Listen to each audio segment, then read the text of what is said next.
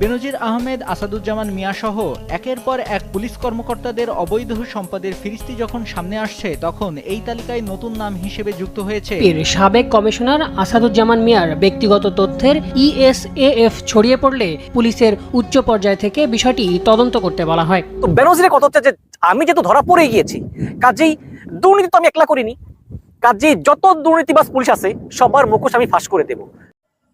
এবার যেন প্রকাশ্যে এলো ছোট বেনজির, যেখানে বড় বেনজির দুর্নীতি করে সাবেক ডিআইজি বিভিন্ন সম্পদ ক্রয় করেছিলেন। অন্যদিকে এবার প্রকাশ্যে আস্তে আস্তে তা প্রকাশ পাচ্ছে একের পর এক পুলিশ কর্মকর্তাদের অপকর্ম, এমনকি দুর্নীতির কথা যেখানে বেরিয়ে আসছে। অন্যদিকে নতুন মোড়ে এবার বেরিয়ে এসেছে ডিবি হারুনের প্রশ্ন।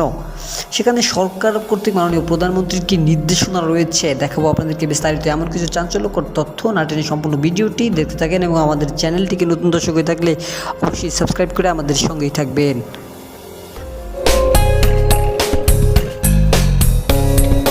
বেনজির আহমেদ, আসাদুজ্জামান মিয়া সহ একের পর এক পুলিশ কর্মকর্তাদের অবৈধ সম্পদের ফিরিস্তি যখন সামনে আসছে, তখন এই তালিকায় নতুন নাম হিসেবে যুক্ত হয়েছে ডিআইজি জামিল হাসান। রিসোর্ট, বাগানবাড়ি, অভিজাত এলাকায় ফ্ল্যাট, পশুরহাট সহ নানা বিত্ত বৈভবের তালিকা উঠে আসছে গণমাধ্যমের অনুসন্ধানে। এসব সম্পদের তথ্য সামনে আসতেই 23 জুন বরিশাল রেঞ্জ থেকে সরিয়ে তাকে হাইওয়ে পুলিশে যুক্ত করা হয়।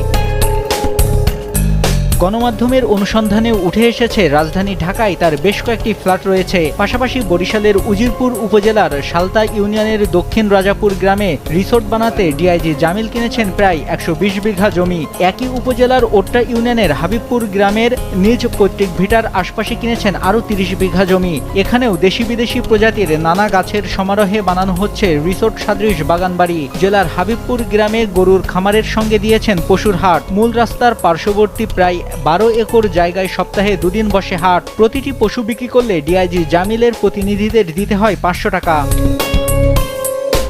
সরকারি কর্মকর্তাদের এভাবে অবৈধ সম্পদ অর্জনের প্রতিযোগিতা সমাজের জন্য খারাপ দৃষ্টান্ত স্থাপন করছে বলে দাবি সচেতন মহলের। আমাদের প্রধানমন্ত্রী যে কথাটি বলেছেন যে জিরো টলারেন্স দুর্নীতির ব্যাপারে, সেই বিষয়টি ব্যাপারে আমাদের যারা রয়েছেন মনিটরিংয়ে, তারা যদি এই বিষয়টি লক্ষ্য করেন তাহলেই কিন্তু এরকম ঘটতে পারে না।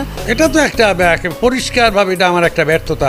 যার বিরুদ্ধে অভিযোগ আসছে, হয়তো যারা আইন প্রতিপালন করেন বা প্রয়োগ করেন তারা হয়তো বলবেন ওনার বিরুদ্ধে তো অভিযোগ প্রমাণিত হয় নাই, ওনার বিরুদ্ধে তো কথা মিডিয়ায় আসছে, লোকে বলছে, কিন্তু উনি তো আদালত কর্তৃক উনি দোষী প্রমাণিত হয় নাই।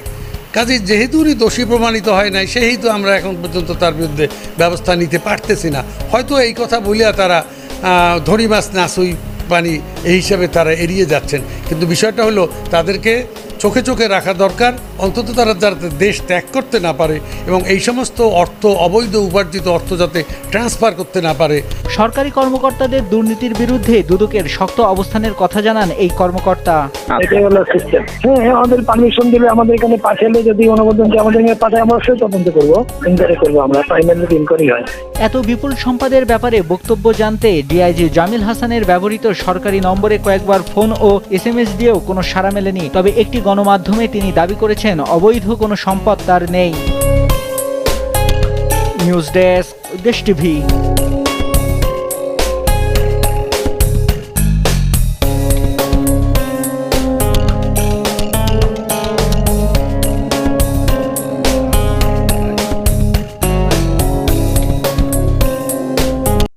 এই চতুর্থবারের মতো আওয়ামী লীগ ক্ষমতায় আসলো। ক্ষমতায় আসার পরে এখন আওয়ামী লীগের সবচেয়ে বড় সমস্যা হচ্ছে নিজেদের ভিতর নিজেদের ঝগড়া, এবং পুলিশেরা যেভাবে নিজেদের দুর্নীতি নিজেরা ফাঁস করে দিচ্ছে। প্রথমতই বলে রাখি যে বেনজিরের সঙ্গে বসুন্ধরা গ্রুপের একটা গন্ডগোল হয়েছে বা একটা মনোমালিন্য হয়েছে। সেই সূত্র ধরে বসুন্ধরা গ্রুপের মিডিয়াগুলো বেনজিরের সমস্ত যে দুর্নীতিগুলো বা যে বিভিন্ন সম্পদের তথ্য বা এই যে অবৈধ সম্পদের তথ্য, এগুলো ফাঁস করে দিয়েছেন। তো এগুলো ফাঁস করে দেওয়ার পরে এখন বেনজির চিন্তা করলো যে যেহেতু আমি ফাঁস হয়ে গিয়েছি, ওই যে কথা আছে না, একটা শিয়ালের ল্যাস কাটা পড়লো, এখন সেই শিয়াল চায় যে সব শিয়ালেরই ল্যাস কাটা পড়ুক। তো বেনজিরের কথা হচ্ছে যে আমি যেহেতু ধরা পড়ে গিয়েছি, কাজেই দুর্নীতি তো আমি একলা করিনি, কাজেই যত দুর্নীতিবাজ পুলিশ আছে সবার মুখোশ আমি ফাঁস করে দেব। তো এই কারণেই বেনজির করতেছে কি, বেনজিরের যেই পুলিশের ভিতরে বেনজিরের যেই অনুগত গ্রুপটা আছে না, তারা কিন্তু সব একদম ফাইল পত্র গুটিয়ে এনে তারা বিভিন্ন পুলিশের ডাটা করতেছে এবং এই সব কাজের সমন্বয় করতেছে বেনজিরের শ্বশুরবাড়ির লোকজন, ওই যে মির্জা ফ্যামিলি আছে না শ্বশুরবাড়ির লোকজন, তারা এগুলো করতেছে। ওইসব পুলিশেরা মিলে তদন্ত করে তারা এইভাবে যে দুর্নীতিবাজ পুলিশ আছে ওদের একটা তালিকা তৈরি করতেছে এবং আমি ধারণা করতেছি যে এই কাজে বেনজিরকে সহায়তা করতেছে NTMC, national telecommunication monitoring cell. এরা সব তথ্য মিলে এইসব দুর্নীতিবাজ পুলিশ কর্মকর্তাদেরকে ধরিয়ে দিচ্ছে। বেনজিরের পরে আপনারা জানেন যে সাবেক ডিএমপি কমিশনার আসাদুজ্জামান মিয়ার বিভিন্ন অপকর্ম এসেছে এবং সাবেক ডিআইজি শহীদুল হকেরটাও লাইনে আছে এবং এর পরবর্তীতে আরো আপনার বিপ্লব হারুন, এদেরটা আস্তে আস্তে আসবে। এবং বর্তমান যে ডিএমপি কমিশনার হাবিব, এই হাবিব হচ্ছে কিন্তু চরম দুর্নীতিবাজ। এরা হচ্ছে আবার বেনজিরের বিরোধী পুলিশ সদস্য, বিশেষ করে এই যে শহীদুল হক, আসাদুজ্জামান মিয়া, তারপরে এই ডিএমপি কমিশনার হাবিব, তারপরে ডিবি হারুন, এরা হচ্ছে বেনজিরের উল্টো দলের পুলিশ। আবার বেনজির হচ্ছে আবার অন্য দলের। আসলে বেনজির এখন কোনো দল নাই, বেনজির এখন চায় যে যতটুকু সম্ভব মুখোশ উন্মোচন করে দিতে। তো আমরা বেনজিরের অনেক সম্পদ দেখি, কিন্তু এর চেয়ে বেশি সম্পদ আছে বেনজিরের বাইরে। ঠিক তেমনি শহীদুল হক, আসাদুজ্জামান, হারুন, বিপ্লব, কৃষ্ণপদ রায়, মনিরুল, এরা সবাই কিন্তু সম্পত্তিগুলো বিদেশে করেছেন। যারা হিন্দু ধর্মের তারা ভারতে করেছেন, যারা মুসলমান ধর্মের তারা তুরস্কে করেছেন। মুসলমানের একটু মুসলিম দেশে বেশি, কাতার মাতার, তারপরে দুবাই, হিন্দুরা একটু ভারতে করেছেন, এইরকম আর কি। তো দেশের ভিতরেই তারা প্রচুর সম্পত্তি করেছেন এবং এই সব সম্পত্তিগুলো করেছেন 14 থেকে 18 সালের ভিতরে, যখন পুলিশ প্রধান ছিল শহীদুল হক, ডিএমপি কমিশনার ছিল আসাদুজ্জামান, র্যাবের প্রধান ছিল বেনজির, বিডিআর এর প্রধান ছিল আজিজ,